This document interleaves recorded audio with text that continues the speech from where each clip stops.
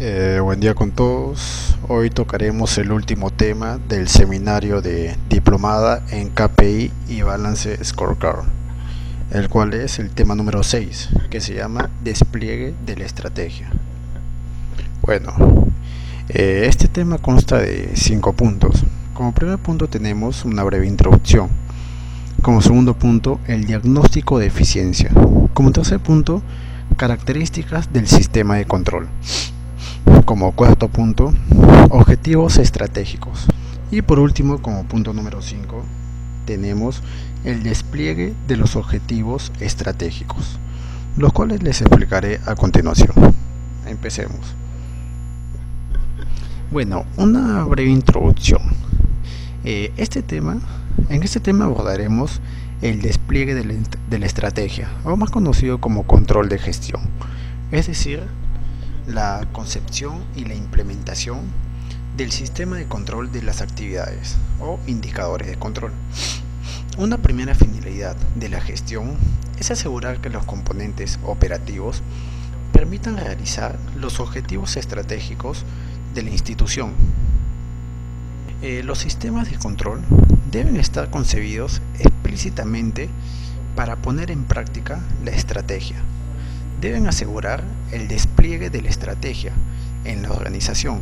Sin este despliegue, la estrategia queda solo como una proclamación ilusoria y el control de gestión perseguirán objetivos obsoletos. El despliegue de la estrategia y el diagnóstico son dos aspectos dobles de una misma amplitud, cual está entender las causas de un resultado y producir un resultado actuando sobre las causas. Para realizar un despliegue de la estrategia del sistema de control, es necesario realizar un diagnóstico en donde se ponga de manifiesto los encadenamientos causa-efectos que generen un nivel de eficiencia global, lo que se expresa en un objetivo estratégico. Por lo tanto, es necesario analizar la génesis de la eficiencia, es decir, desarrollar una capacidad de diagnóstico. Aquí está el despliegue de la estrategia y para realizar un despliegue de la estrategia del sistema de control. Bueno, en el diagnóstico de eficiencia, el diagnóstico debe responder a las dos preguntas, las cuales son ¿qué hay que mejorar y cómo?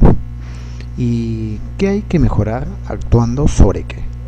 La respuesta a la primera pregunta consiste en identificar las actividades que están situados sobre los principales retos de progreso, las actividades críticas. La respuesta a la segunda pregunta consiste en identificar los principales factores, inductores de eficiencia que tienen influencia sobre las actividades críticas y que generalmente constituirán las principales palancas de acción para actuar sobre ellas. Acá se supone que Fluxys ya está dotado de una estrategia y ha traducido esta estrategia en un cierto número de factores claves de éxito, el FCE. Factores clave de éxito. En general, los factores clave de éxito, o más conocidos como los FCE, se expresan en objetivos de eficiencia que cualifican la acción una salida. Es decir, son los factores que influyen en que sea exitoso o menos exitoso la salida de un producto o servicio. Por ejemplo, el plazo de entrega de los productos a los clientes, en el cual está la salida, que es igual al producto o entrega al cliente, y el objetivo de eficiencia, el cual es el plazo de entrega a partir del pedido. Bueno, para implantar un control de gestión eficaz, exige dar a las actividades unos indicadores de control pertinentes desde el punto de vista de los FCE, factores claves de éxito. Bueno, los factores clave de éxito de ahora en adelante le vamos a decir FCE para que sea más resumido, a fin de traducir los objetivos formulados a nivel de la organización FCE en objetivos a nivel de las actividades, desplegar la estrategia al nivel de las actividades. Bueno, hay 4 etapas a tomar en cuenta. La primera etapa habla sobre la identificación del proceso. La segunda etapa sobre la determinar las actividades efectivas. La tercera etapa, determinar las actividades significativas. Y por último, la etapa número 4, o la cuarta etapa, el análisis de eficiencia. Bueno, les explicaré uno por uno. En la primera etapa de la identificación del proceso, esta etapa consiste en recopilar las actividades que participan en la salida, que concierne al factor clave de éxito, es decir, determinar el proceso correspondiente. Por ejemplo, si el FCE es el plazo de entrega a partir de un pedido del cliente, la salida que interesa al FCE es la ejecución de la entrega. Por lo tanto, se debe identificar todas las actividades desencadenadas por un pedido y orientadas a la entrega del pedido del cliente. Es decir, este conjunto de actividades constituye el proceso pedido-entrega.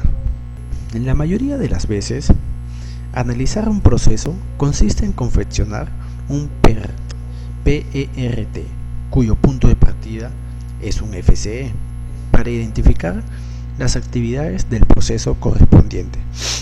Es posible dejarse guiar por los siguientes factores: un factor de activación común, también una finalidad común, un diagrama de flujo destinado a poner de manifiesto los principales flujos de materiales y la información en la organización.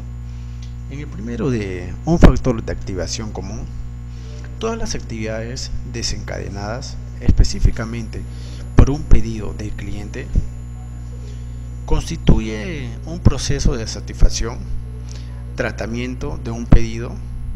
Todas las actividades desencadenadas por una reclamación del cliente constituyen un proceso, tratamiento de reclamación. Una finalidad común. Todas las actividades destinadas específicamente a asegurar la calidad del producto constituyen un proceso, control de calidad. Todas las actividades destinadas a proporcionar un modelo de preserie de un nuevo producto constituyen un proceso desarrollo. En el tercero, de un diagrama de flujo destinado a poner de manifiesto los principales flujos de materiales o de información en la organización, tales como las cadenas de entrada y salida. Lejos de contemplarlo como una herramienta infalible, el diagrama de flujo tiene que considerarse como un soporte visible, destinado a facilitar el análisis y a controlar el curso del planteamiento. Por ejemplo, puede poner de manifiesto procesos importantes y olvidados, así como ocultos, oficiosos o clandestinos. Por lo tanto, desplegar la estrategia en la organización constituye en controlar los procesos apropiados y no los productos. En la segunda etapa, sobre determinar las actividades efectivas, esta etapa consiste en determinar entre las actividades del proceso cuáles son las actividades efectivas, las que realmente se incluyen en el tipo de eficiencia que figuran en el FCE. Siguiendo con el ejemplo anterior, el FCE es el primer transcurrido entre pedido y entrega. Por lo tanto, se debe identificar entre las actividades del proceso pedido-entrega cuáles son las que están en un camino crítico y tienen una influencia real sobre el plazo de entrega global. Bueno, en la etapa número 3, la cual es determinar las actividades significativas, esta etapa consiste en ir más lejos en la selección de las actividades, teniendo solamente en cuenta entre las actividades efectivas para el FCE las significativas, es decir, las que tienen mayor influencia. En el ejemplo citado, en la secuencia de actividades que determinan el plazo pedido-entrega, o sea, las situaciones en el camino crítico, supongamos que 3 de ellas por sí solas representan el 85% del plazo total al pedido realizado por el cliente, En este caso, solo se tendrán en cuenta estas para la realización del análisis. El análisis de actividades establecido en las tres etapas que vimos anteriormente, el cual era proceso, actividades efectivas y actividades significativas, conduce a una lista de actividades críticas, efectivas y significativas, desde el punto de vista del FCE. Las principales apuestas están identificados y la dirección por objetivo asegurado. El objetivo prioritario del control de gestión consiste entonces en mejorar la eficiencia de las actividades críticas. Para esto es necesario identificar las palancas efectivas para actuar sobre ellas, lo que constituye la cuarta etapa del análisis causa-efecto. El análisis de eficiencia de las actividades críticas, por lo tanto, se trata de determinar lo que hace variar el rendimiento de la actividad crítica y de esta manera identificar las palancas con las que se podrá mejorar. En la cuarta etapa se habla sobre el análisis de eficiencia. El análisis de eficiencia se aplica a un par actividad-eficiencia, es decir, a una actividad crítica, actividades efectivas y significativas, examinada bajo el ángulo en un atributo de eficiencia bien determinado, como plazo, coste, calidad, etc. Bueno, el análisis de la actividad implica la búsqueda de las causas, es decir, los factores que influyen sobre la eficiencia, como el plazo, costo, calidad de esta actividad. Estos factores causales desempeñan un papel esencial en la gestión de actividades. La llamaremos inductores de eficiencia, que son los que constituyen la base de los planes de acción para el progreso continuo, o sea, la base de los indicadores de control. Los inductores de eficiencia deben ser verdaderas causas y no simplemente síntomas. Por lo tanto, es esencial ir a la fuente, porque se puede equivocar totalmente el objetivo si no se tiene cuidado. Por ejemplo, retrasos recurrentes de proveedores pueden aparecer como la causa de un tiempo de ciclo de aprovisionamiento mal gestionado. Pero si los proveedores tienen una visión mediocre y una anticipación pobre sobre las necesidades de la organización, pero si los pedidos les son enviados de manera errática, el verdadero inductor de eficiencia no es el retraso de los proveedores, sino la mediocridad de la planificación de la organización. Bueno, ahora hablaremos acerca de la tipología de los inductores. Para una actividad dada, un inductor puede caracterizarse por lo siguiente. Primero, el tipo de eficiencia sobre la que influye, inductor de coste, de calidad, de plazo.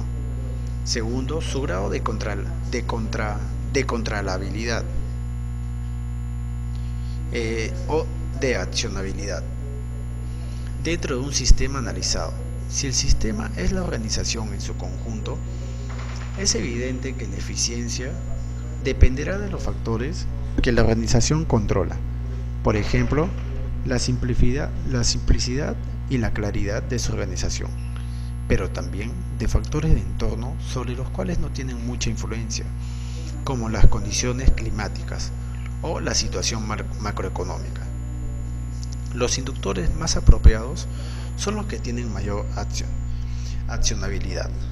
La posibilidad de ser medido, el inductor será tanto más útil para el control de gestión cuanto más pueda utilizarse para la medición de un parámetro.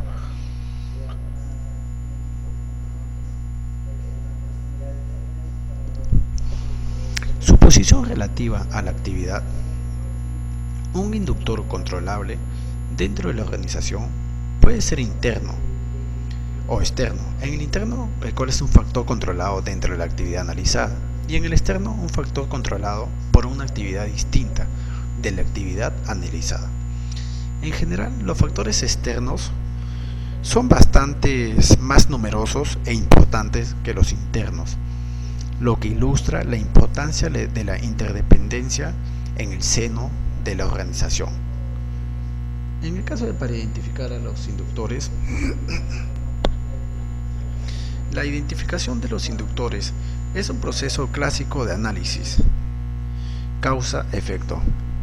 Para realizarla se pueden utilizar herramientas de análisis causal desarrolladas por la calidad o el mantenimiento, tales como el diagrama de flujo, las tablas de control estadístico, la hoja de control, el diagrama de Pareto, el diagrama de relaciones, el diagrama de árbol, el cual está el análisis del valor de la organización y de los procesos, el diagrama matricial, etc. Todos estos y otros son útiles para realizar el análisis de eficiencia y para la identificación de los inductores.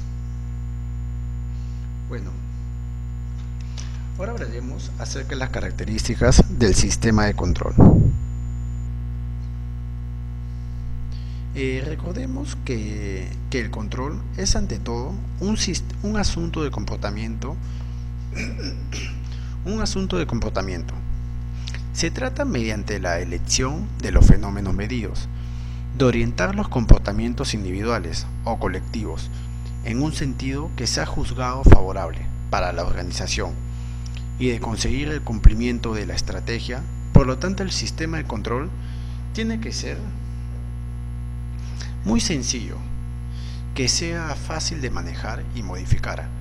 Generalmente estará constituido por un pequeño número de objetivos y de indicadores del control por cada actividad. No es probable que pueda tener más de 5 o 6 indicadores en sus decisiones. Claro, o sea, constituido por indicadores concretos, perfectos y fácilmente comprensibles por el personal involucrado y no ambiguo. Varios indicadores diferentes pueden presentar mensajes contradictorios.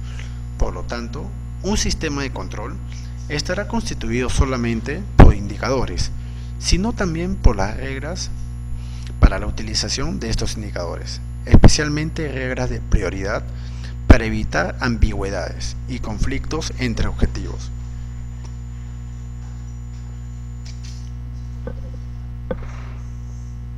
También, terminado por la estrategia, los indicadores de control deben traducir la estrategia al nivel de la actividad, es decir, al nivel del centro de decisión que tiene la actividad a su cargo. Tiene que ser evolutivo, que pueda adaptarse en función de los cambios de circunstancias y de estrategia.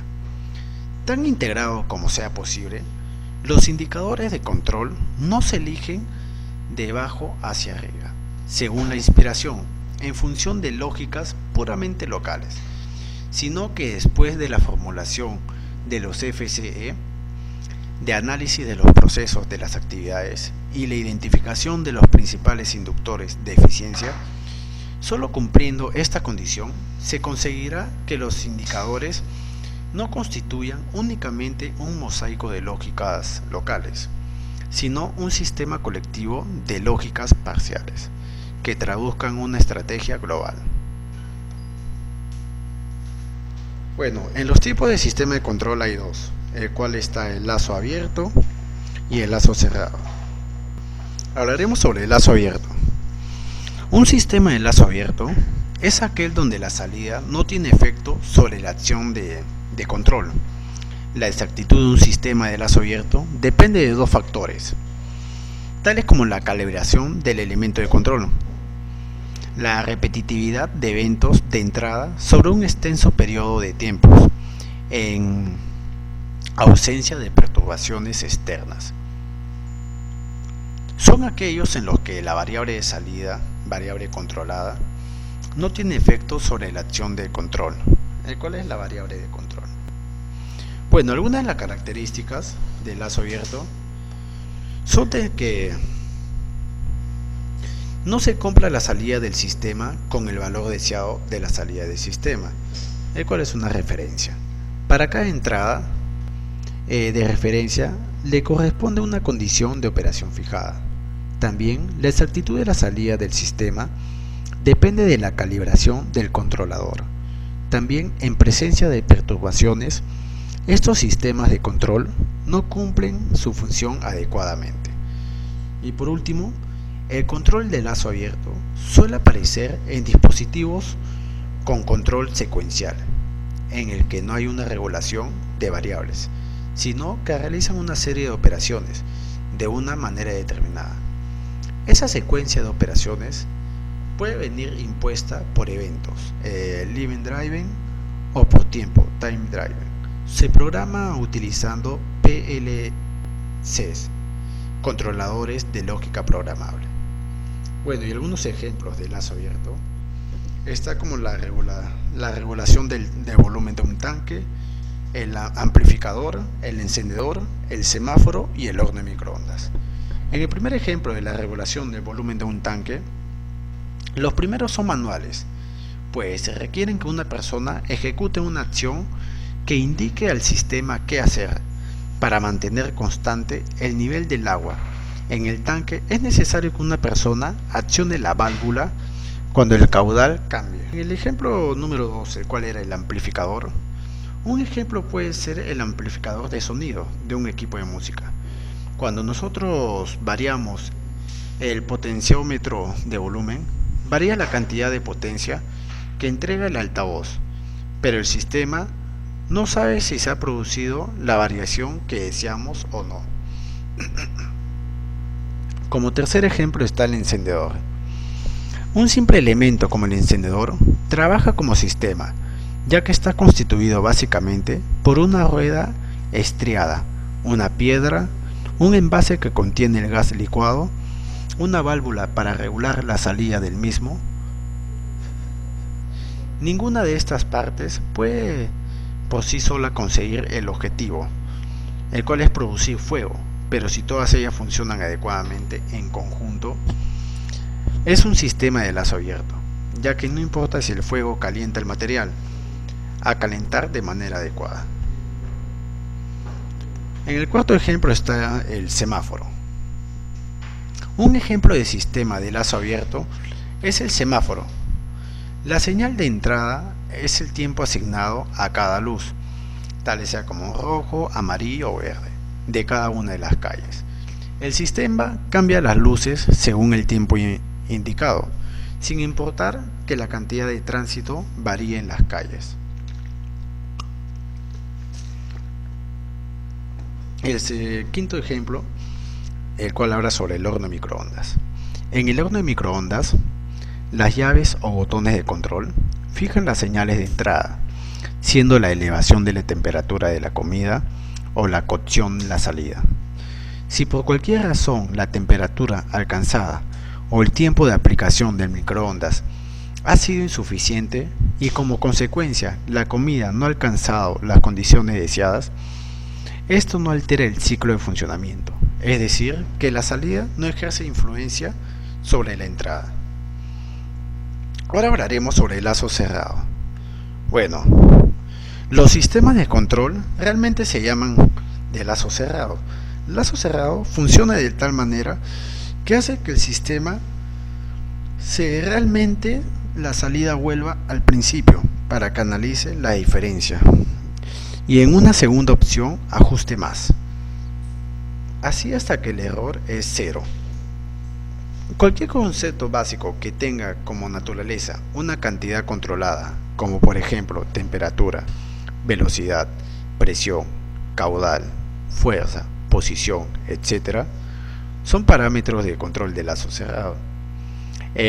Son sistemas de control en lazo cerrado aquellos en los que la señal de salida del sistema tiene efecto directo sobre la acción de control.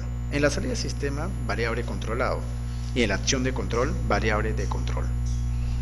La definición de control de retroalimentación es que la operación que en presencia de perturbaciones tiende a reducir la diferencia entre la salida de un sistema y alguna entrada de referencia. Esta reducción se logra manipulando algunas variables de entrada del sistema, siendo la magnitud de dicha variable de función de la diferencia entre la variable de referencia y la salida del sistema. El lazo cerrado se clasifica en dos, manuales y automáticas. En manuales, el controlador es un operador, o sea, un humano, una persona. Y en las automáticas ya el controlador es un dispositivo, una máquina, cosas así, o un sistema. Y algunos ejemplos, debo citar 4 ejemplos. Como primero está el control e iluminación de calles. Segundo, sistema de iluminación de un invernadero. Tercero, sistema de refrigeración. Y por último, el control de temperatura. En el primer ejemplo del control e iluminación de calles, el sistema de control a través de un transductor de retroalimentación de realimentación conoce en cada instante el valor de la señal de salida. De esta manera puede intervenir si existe una desviación en la misma. En el segundo ejemplo, el sistema de iluminación de un invernadero, a medida que la luz aumenta o disminuye, se abrirá o se cerrará el techo, manteniendo el nivel de luz. En el tercer ejemplo, el sistema de refrigeración, un sistema de refrigeración en donde uno ingresa algún producto y el refrigerador nivela la temperatura. Si ingresas algo caliente, el refrigerador tendrá que producir más frío hasta conseguir la temperatura a la cual se desea tener el producto. Y por último, el último ejemplo que les cité es el control de temperatura, el cual un ejemplo sería el sistema de control de temperatura de una habitación, midiendo la temperatura real y comparándola con la temperatura de referencia, la temperatura deseada. El termostato activa o desactiva el equipo de calefacción o de enfriamiento para asegurar que la temperatura de la habitación se conserve en un nivel cómodo, sin considerar las condiciones externas. Bueno, ahora hablaremos acerca de los indicadores de control. Bueno, basarse en un indicador de rendimiento. La base de los indicadores de control son los indicadores de rendimiento, es decir, las principales causas de la eficiencia de las actividades. Los indicadores se basan en los inductores. En segundo, basarse en un parámetro que pueda expresarse fácilmente en cifras, de manera no ambigua. Tercero, corresponder en un horizonte temporal determinado, porque se inscribe en un plan de acción provisto de un registro de vencimientos preciso. Al alcanzar el horizonte, se planteará la conveniencia de mantener o abandonar el indicador. Un objetivo es, por ejemplo, el indicador de control tiene que servir para conseguir un objetivo preciso, explícito en cifras y aceptado por los actores involucrados. Una palanca de acción. La medida para el indicador debe manifestarse en un fenómeno cuya actividad tenga un control efectivo y unas palancas de acción bien identificadas para actuar sobre ella. Bueno, ahora hablaremos acerca de los objetivos estratégicos. Les mencionaré algunos cuantos.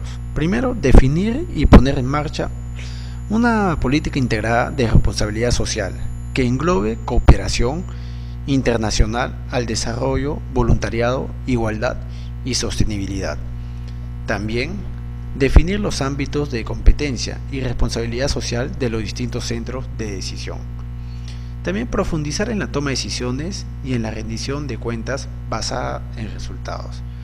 Otro, enfatizar la importancia de la eficacia y flexibilidad en la gestión. También desarrollar un plan de comunicación institucional alineado con el plan estratégico. Otro sería conseguir que promueva el cambio de su entorno socioeconómico. También desarrollar nuevas iniciativas de apoyo dirigidas a estudiantes con necesidades especiales. Bueno, ahora hablaremos acerca del despliegue de los objetivos estratégicos. Los objetivos estratégicos se despliegan a través de líneas de actuación que permiten su consecución.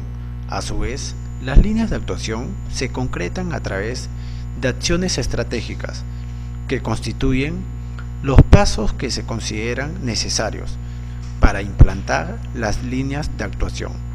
Para medir y controlar cada una de las acciones estratégicas, se definen indicadores que muestran lo que se ha de medir y la meta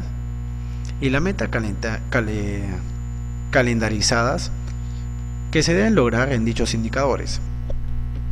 Bueno, se muestra el proceso vinculado al despliegue de los objetivos estratégicos y que ha sido desarrollado por los grupos de trabajo de cada una de las áreas estratégicas, con la participación de grupos de intereses internos y externos. La necesidad de medición y control de grado de cumplimiento de los objetivos estratégicos exige definir un cuadro de mando integral que permita a los órganos de gobierno observar la evolución de los indicadores de actividad de forma regular y continua. De este modo, en caso de desviación sobre la planificación, tal como los resultados no deseados, se podrá conocer qué es lo que ha cambiado, por qué, qué se puede hacer para mejorar la reconducción, para mejorar o reconducir los resultados. En definitiva, se podrán adoptar decisiones para corregir las desviaciones o incluso para mejorar los resultados. Bueno, aquí podemos ver cómo que para permitir la forma de decisiones en este ámbito se han definido las líneas de actuación en las que se despliegan los objetivos estratégicos. Se hayan tenido en cuenta las 4 perspectivas del cuadro del mando integral. Con ello, y como se comentó anteriormente, se consigue trabajar transversalmente sin perder la vista. Por un lado, el objetivo a lograr dentro del área en cuestión y por otro, los resultados que se quieren ofrecer a los estudiantes y su entorno, el cómo se pueden mejorar los procesos internos para ofrecer dichos resultados, lo que se necesita conseguir financieramente para lograr dicho objetivo. Bueno, atendiendo a este esquema, los grupos de trabajo definieron líneas de actuación teniendo presente que son de naturaleza cualitativa y son genéricas. También deben ser capaces de mostrar lo que se quiere lograr en función de la perspectiva desde la que se vaya a trabajar: satisfacción de usuarios, clientes, mejora de procesos internos, empleados y o capacitadores. Puesto que el éxito del plan estratégico requiere comprender las necesidades y expectativas de todos los grupos de intereses, tanto interno como externo. El grupo de trabajo del área en cuestión, una vez que acuerda las líneas de actuación asociadas a cada objetivo estratégico, se ponen a disposición de la comunidad universitaria y del entorno socioeconómico a través de la web 2.0 del plan estratégico para recibir propuestas justificadas o sugerencias. Bueno, una vez validadas las líneas de actuación de cada uno,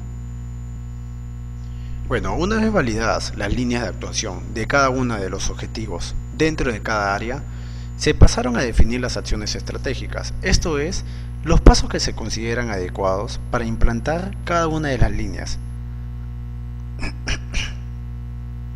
La definición de acciones estratégicas tuvo presente lo siguiente: que su ejecución se debe poder medir, bien de forma cualitativa o bien de forma cuantitativa. También debe representar un cambio o una mejora continua en el progreso. También están orientadas a lo que hay que hacer. También debe existir al menos un órgano de gobierno y también, al igual que Al igual que con la definición de las líneas de actuación, se utiliza la web del plan estratégico para subir las propuestas provisional del grupo de trabajo sobre las acciones estratégicas asociadas a las líneas de actuación. El objetivo buscado es recibir retroalimentación de la comunidad universitaria y o del entorno socioeconómico sobre nuevas acciones estratégicas a desarrollar o la modificación de las propuestas por el grupo de trabajo. Una vez debatidas las operaciones del grupo de interés en el seno del grupo de trabajo, se procedió a validar las mismas. La última actividad de cada grupo de trabajo consistió en definir los indicadores y metas asociadas a cada una de las acciones estratégicas. Con la definición de indicadores, se pretende indicar el dato o conjunto de datos que ayudaron a medir de forma objetiva la evolución de una determinada acción estratégica, teniendo presente lo siguiente. Se deben establecer indicadores coherentes con la naturaleza de la acción estratégica, ya que cada indicador es parte de una relación causa-efecto. También los indicadores no deben ser ambiguos y deben ser visibles y representativos de la acción que traten de medir. También deben medir el impacto que generará la ejecución de la acción estratégica. También hay que evitar definir demasiados indicadores, ya que tratar de medir muchos aspectos solo conduce a manejar muchos datos. Y por último, se debe evitar solo el generar datos, esto es, información que no es útil e información que no conduce a una mejor comprensión de lo que ha sucedido. Bueno, de forma paralela a la definición de indicadores, es preciso establecer la meta asociada a cada indicador, es decir, responder a las siguientes preguntas, tales como ¿cómo se sabe que se está logrando la acción estratégica? ¿Y con qué frecuencia se debe medir el indicador correspondiente? Bueno, eso ya se lo dejo a su criterio. También para medir las metas se tuvo presente lo siguiente. Para definir las metas se tuvo lo presente lo siguiente: la necesidad de especificar la periodicidad de medición de los indicadores para garantizar la efectividad del enfoque y del despliegue que se lleva a cabo. También la convivencia de establecer metas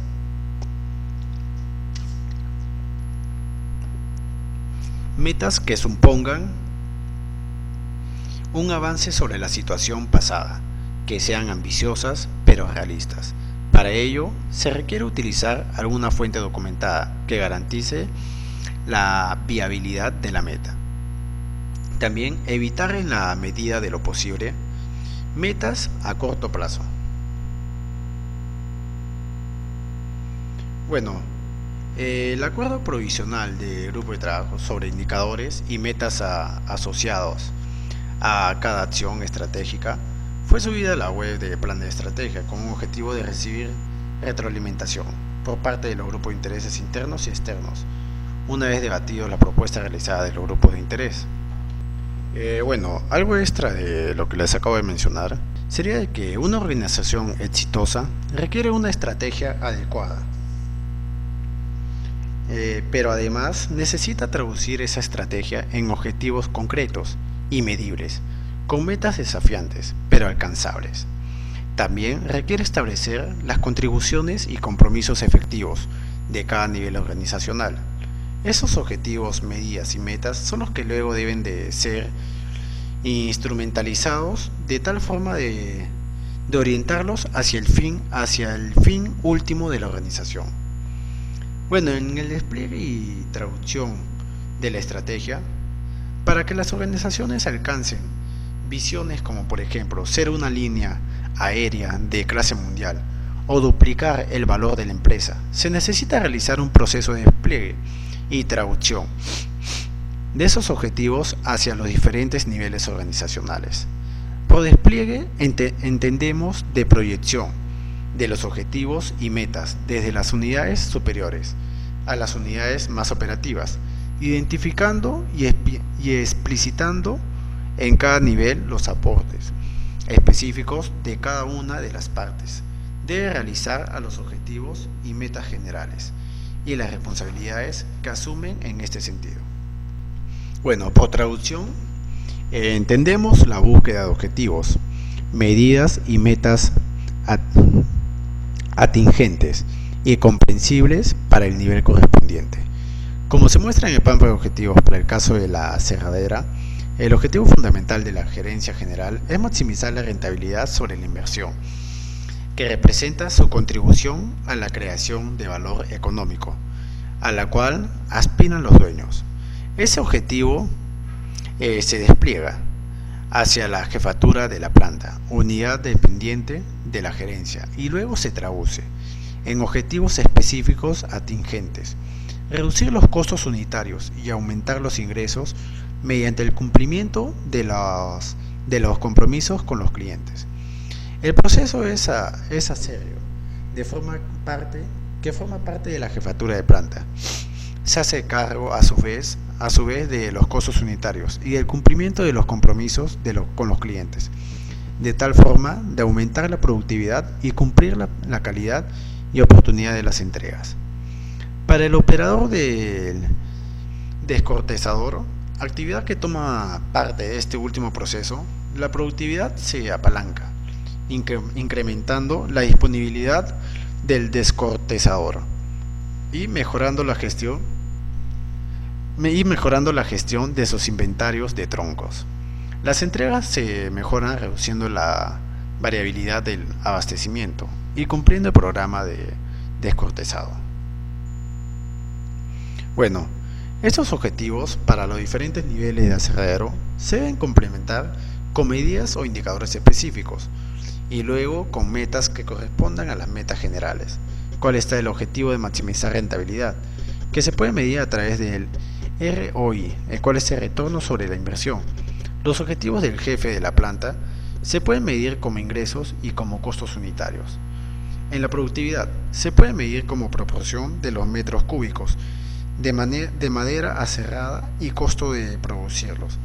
En la calidad y oportunidad se pueden medir a través de un indicador conjunto que indica cumplimiento de los requerimientos de los clientes en el instante comprometido.